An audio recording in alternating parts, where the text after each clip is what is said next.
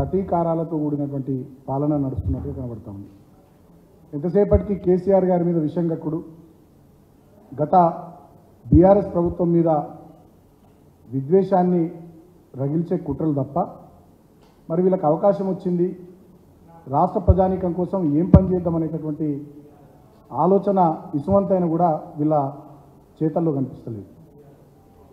నేను పరిపాలనను గాలికి వదిలేసిరని ఎందుకంటున్నంటే ఇవాళ విద్యా సంవత్సరం ప్రారంభమైంది. మొన్న విద్యాశాఖలో ఏం జరుగుతూ ఉంది, ఒక గందరగోళమైనటువంటి పరిస్థితి కనబడతా ఉంది. పాఠ్య పుస్తకాలు పంపించారు స్కూళ్ళకు, మళ్ళీ వాటన్నిటినీ వాపసు తెప్పించారు. ఇవాళ విద్యార్థులు తల్లిదండ్రులు ఆందోళన చెందుతున్నారు. ఎందుకు వాపసు తెప్పించారు, ఏం జరుగుతుందని ఆలోచన చేస్తే, తెలుసుకునే ప్రయత్నం చేస్తే, కేసీఆర్ గారు గతంలో ముఖ్యమంత్రి ఉన్నప్పుడు, సబితా ఇంద్రారెడ్డి గారు విద్యాశాఖ మంత్రి ఉన్నప్పుడు అప్పటి పుస్తకాలు అవి ముద్రించబడ్డాయి. సో ముందు మాటగా అప్పటి ముఖ్యమంత్రి గారిది, అప్పటి విద్యాశాఖ మంత్రి గారిది ఉంది కాబట్టి అవి వాపసు తెప్పేయాలని చెప్పారు. దీంట్లో ఏమైనా అర్థం ఉందా అసలు? నేను ఒక మాట గుర్తు చేస్తామని, ఇక్కడ తమిళనాడులో స్టాలిన్ గారు ముఖ్యమంత్రి అయిన తర్వాత అంతకుముందు అన్నా డిఎంకే జయలలిత గారు ముఖ్యమంత్రి ఉండే. స్కూల్ బ్యాగుల మీద, పిల్లల స్కూల్ బ్యాగుల మీద జయలలిత గారి ఫోటో ఉంది. మరి స్టాలిన్ గారు బ్యాగ్ తెప్పేయాలి, విద్యా సంవత్సరం ప్రారంభమవుతుంది, పంపేయండి పిల్లలకన్నా. ఇక్కడ అమ్మా క్యాంటీన్లు అని ఇంకా కొన్ని క్యాంటీన్లు ఉండే.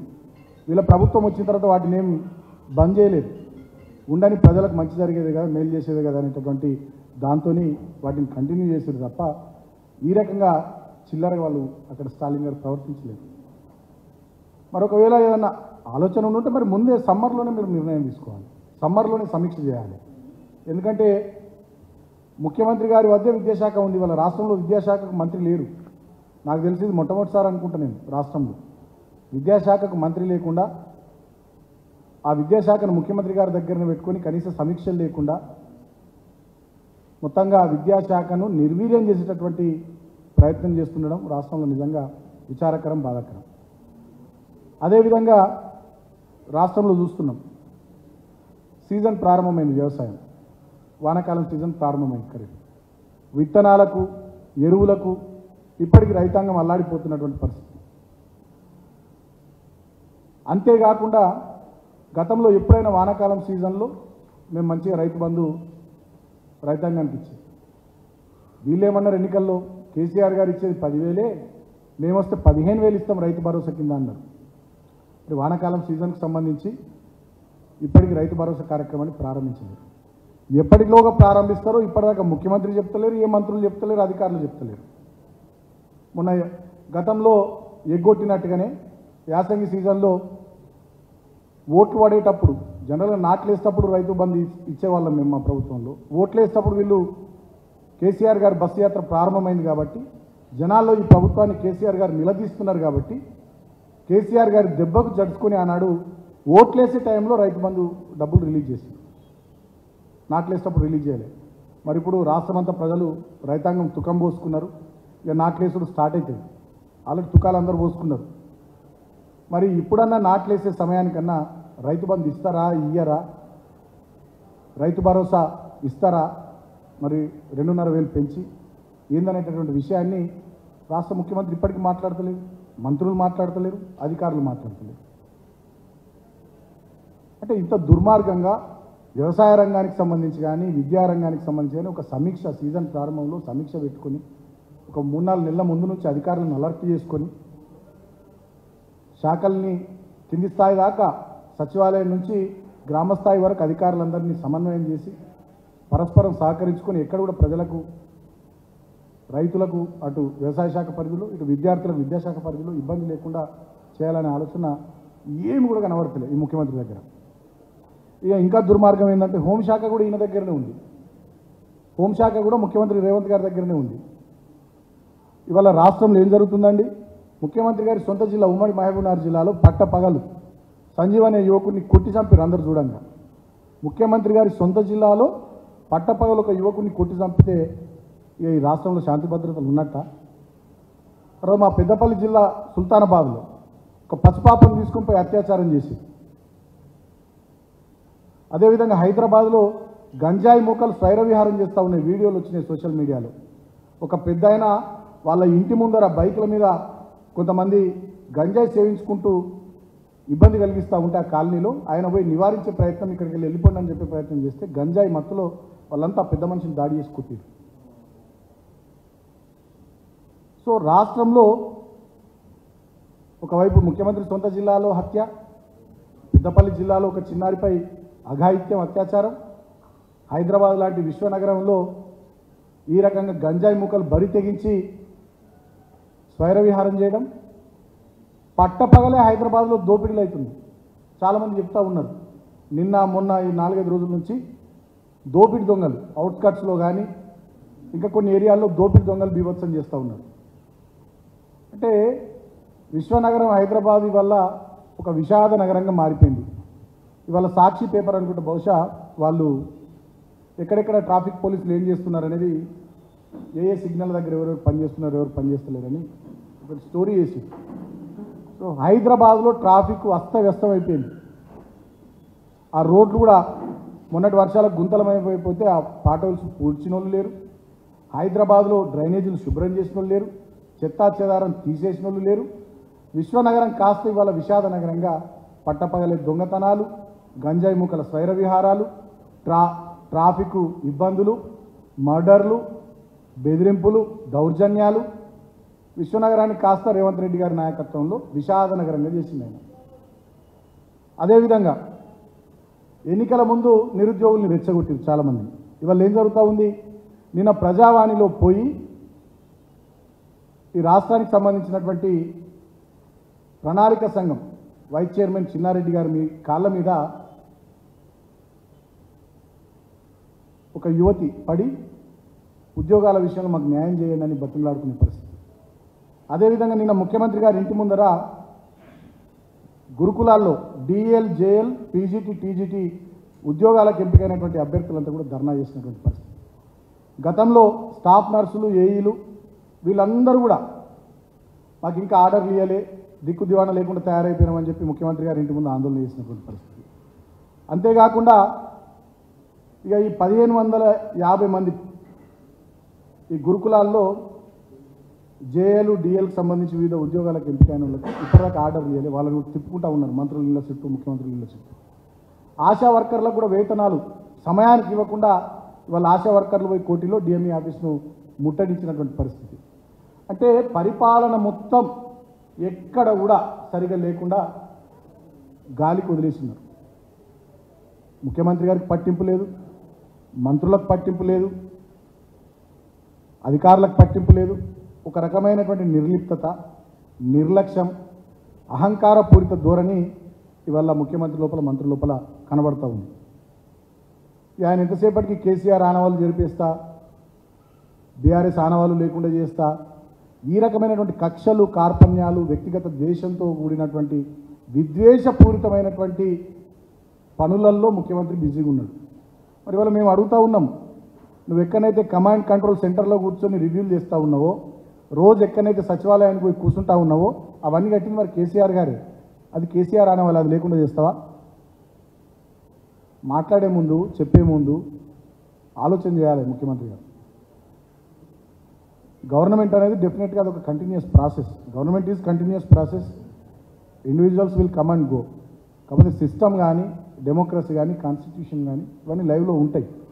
వ్యవస్థల్ని కాపాడాల్సినటువంటి బాధ్యత, ప్రజాస్వామ్యాన్ని పరిరక్షించాల్సినటువంటి బాధ్యత, రాజ్యాంగానికి బద్ధుడవై పనిచేయాల్సినటువంటి బాధ్యత ప్రజలు నీకు అవకాశం ఇచ్చారు కాబట్టి నీ మీద ఉంటుంది ముఖ్యమంత్రిగా.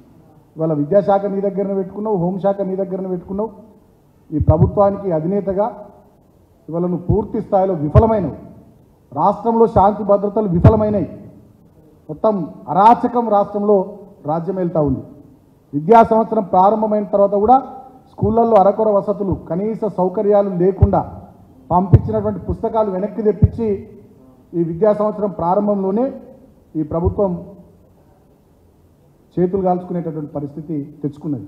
కాబట్టి ఇది కంప్లీట్గా ముఖ్యమంత్రి రేవంత్ రెడ్డి ఫెయిల్యూర్గా నేను భావిస్తూ ఉన్నా. అట్టర్ ఫ్లాప్ ముఖ్యమంత్రినా. ఇక ఈ పరిపాలన సరే, అసెంబ్లీ ఎన్నికలు అయిపోయినాయి, పార్లమెంట్ ఎన్నికలు అయిపోయినాయి, పరిపాలన మీద దృష్టి పెట్టాల్సినటువంటి ముఖ్యమంత్రి కమిషన్లు తీసుకున్నాడు, మా ప్రభుత్వం మీద కమిషన్లు వేసుడు, ఈ పనిలో బిజీగా ఉన్నాడు. మద్యంలో కమిషన్లు, ఇసుకలో కమిషన్లు, ఫ్లై యాష్లో కమిషన్లు, భూములలో కమిషన్లు. ఇక హైదరాబాద్ నగరంలో అయితే వాళ్ళ 4-5 అన్నదమ్ములకు వంచిందట. ఈస్ట్ ఒకరు, వెస్ట్ ఒకరు, సౌత్ ఒకరు, నార్త్ ఒకరు, ఎక్కడోళ్ళు అక్కడ ఆఫీసులు పెట్టుకొని ఇక ఇష్టారాజ్యం అడ్డగోలు అరాచకాలు జరుగుతూ ఉన్నాయి వల్ల. కాబట్టి నేను ముఖ్యమంత్రిని కోరుతా ఉన్నా, పరిపాలన మీద దృష్టి పెట్టండి, పద్ధతులు మార్చుకోండి అని చెప్పి నేను కోరుతా ఉన్నా. ఏమంటాడు ఇక మాట్లాడితే బీఆర్ఎస్కి ఒక్క సీటు రాలే, ఎన్ని సీట్లు గెలిచినాం మేమని. నువ్వేమన్నావు 14 సీట్లు గెలుస్తా అన్నావు, 8 సీట్లే గెలిచినావు. నీ సొంత జిల్లా మహబూబ్ నగర్లో ఓడిపోయినావు. నువ్వు సిట్టింగ్ ఎంపీగా ఉన్న మల్కాజ్గిరి సీట్ ఓడిపోయినావు. నువ్వు ఇన్ఛార్జ్ ఉన్న చేవేళ్ళ కూడా ఓడిపోయినావు.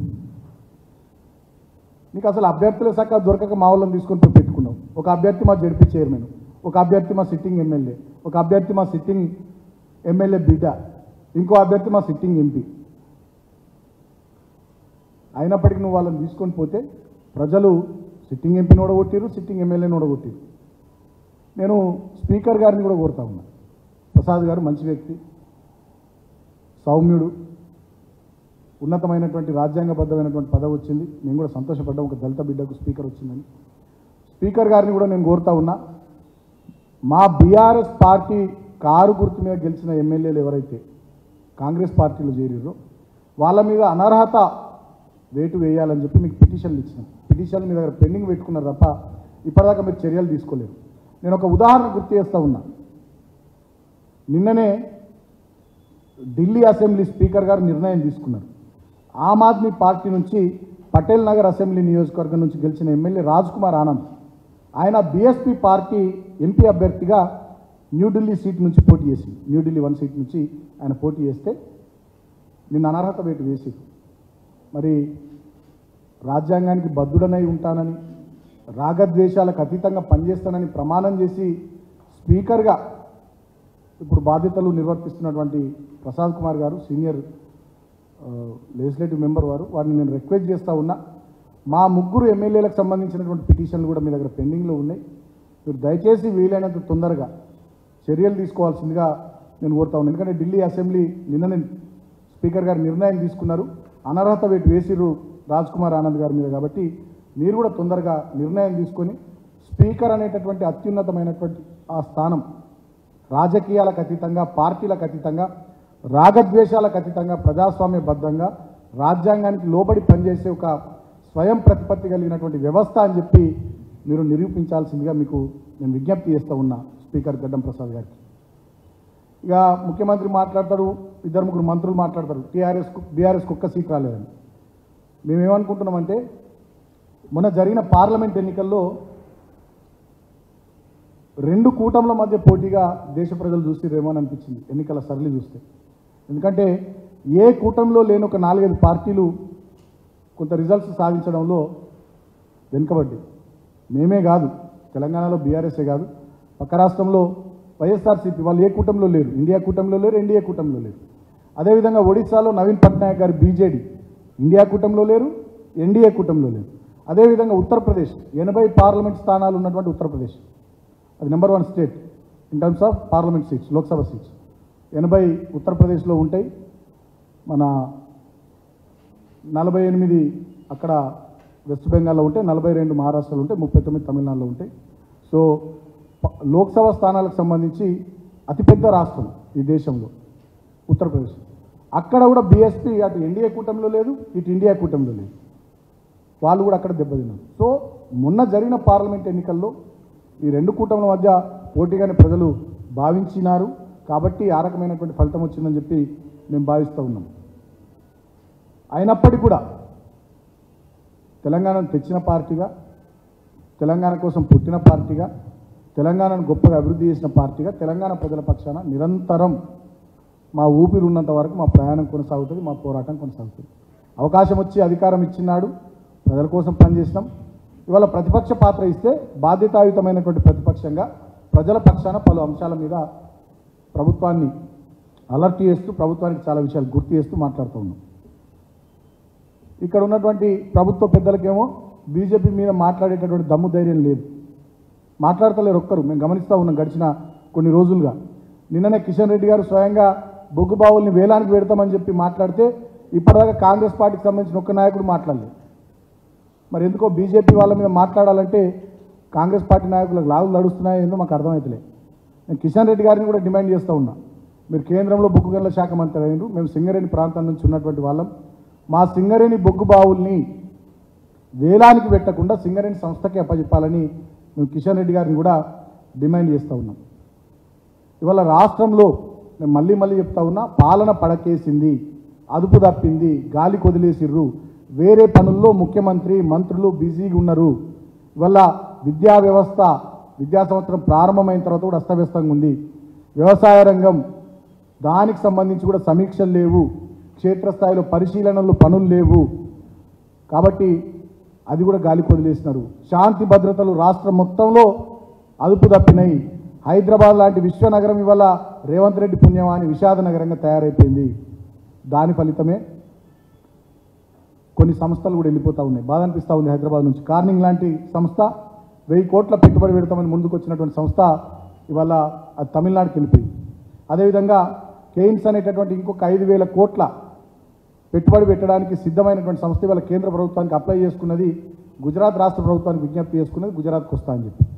అంటే ఇవాళ గత ప్రభుత్వ హయాంలో మా కేసీఆర్ గారు కేటీఆర్ గారి నాయకత్వంలో ఏవైతే ఇన్వెస్ట్మెంట్స్ ఇక్కడికి వచ్చినాయో, హైదరాబాద్ సేఫెస్ట్ డెస్టినేషన్, ఇక్కడ మంచి పవర్ ఉంది, వాటర్ ఉంది, ఇన్ఫ్రాస్ట్రక్చర్ మంచిగా క్రియేట్ అయ్యి ఉంది, లా అండ్ ఆర్డర్ మంచిగా ఉంది, కాబట్టి ఇక్కడ మంచిగా ఇన్వెస్ట్ చేయొచ్చు అనేటటువంటి ఆలోచనతో ఏ గ్లోబల్ ఆర్గనైజేషన్స్ అయితే ఇన్ అండ్ అరౌండ్ హైదరాబాద్ వచ్చినాయో ఇవాళ ఒకదాని ఇంకొకటి రేవంత్ రెడ్డి ప్రభుత్వం యొక్క వైఫల్యం వల్ల, ముఖ్యమంత్రిగా హోంమంత్రిగా రేవంత్ రెడ్డి విఫలం కావడం వల్ల ఆ సంస్థలు కూడా ఇవాళ వేరే రాష్ట్రాల దిక్కు చూస్తున్నటువంటి పరిస్థితి కనబడతా ఉంది. కాబట్టి నేను ఇప్పటికైనా మళ్ళీ నేను కోరుతా ఉన్న ముఖ్యమంత్రి గారిని, పాలన మీద దృష్టి పెట్టండి.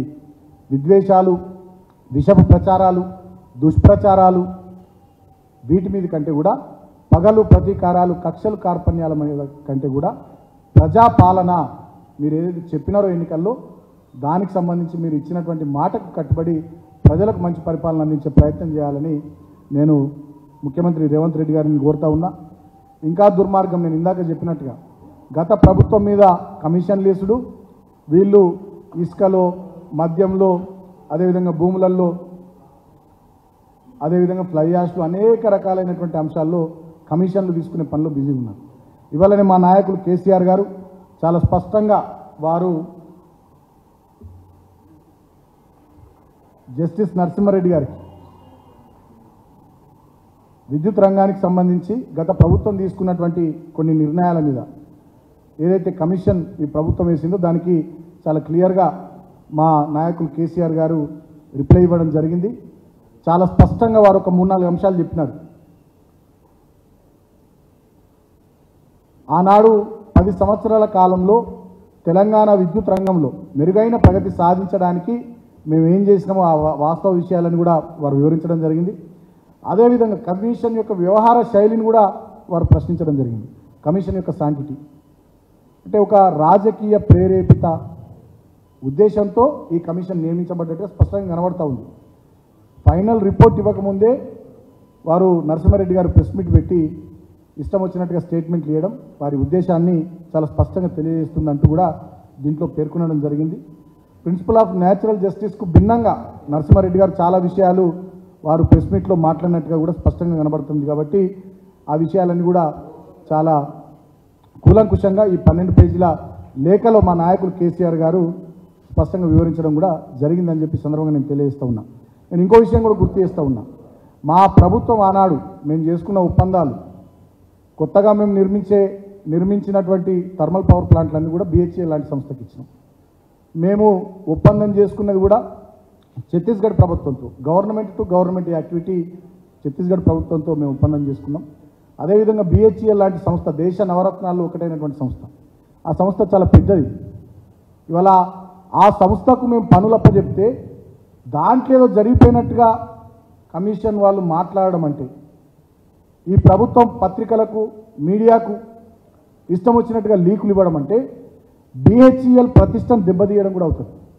భారతదేశ నవరత్న కంపెనీలు ఒకటైనటువంటి BHELకు చాలా చరిత్ర ఉన్నది. రేవంత్ రెడ్డి గారికి పెద్ద చరిత్ర లేకపోవచ్చు, అంటే ఆయనకున్న చరిత్ర వేరు, BHEL లాంటి చరిత్ర ఆయనకు లేకపోవచ్చు. సో ఆ సంస్థకు ఉన్నటువంటి చరిత్ర 65,000 కోట్ల అసెట్స్ ఉన్నటువంటి సంస్థ, 25,000 కోట్ల ఈక్విటీ ఉన్నటువంటి సంస్థ, దాదాపు 30,000 మంది 29,800 మంది ఉద్యోగులు ఉన్నటువంటి సంస్థ, కేంద్ర ప్రభుత్వానికి సంబంధించినటువంటి 63% వాటా కలిగినటువంటి సంస్థ.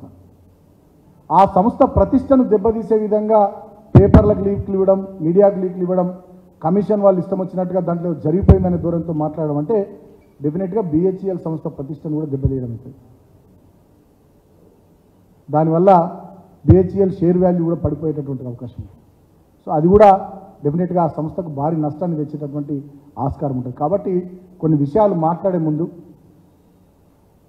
కొన్ని లీకులు ఇచ్చే ముందు 1కి 10 సార్లు దేశ హితం దృష్టిలో, సమాజంలోని ప్రజల దృష్టిలో, ఉద్యోగుల దృష్టిలో రేపు ఏం జరుగుతుందనేటటువంటి ఆలోచనతో కూడా ఈ ప్రభుత్వం మసులుకుంటే మంచిగా ఉంటుందని చెప్పి సందర్భంగా నేను తెలియజేస్తూ, ఇక కమిషన్ గురించి నేను ఎక్కువ తక్కువ మాట్లాడదలుచుకోలేదు. మీకు అందరికీ కూడా తెలుసు, సోషల్ మీడియాలో ఆల్రెడీ నడుస్తూ ఉంది. ఆ కమిషన్కు ఉన్నటువంటి శాంటిటీ ఏంది, గతంలో వాళ్ళు ఏం చేశారు, ఎట్లున్నారు, ఏంది ఇంకా అన్ని సోషల్ మీడియాలో నడుస్తూ ఉన్నాయి. గతంలో ఇందిరాగాంధీ మీద కూడా కమిషన్లు పడ్డాయి వారు ప్రభుత్వం నుంచి దిగిపోయిన తర్వాత అద్వానీ గారి మీద కూడా కమిషన్లు వచ్చినాయి.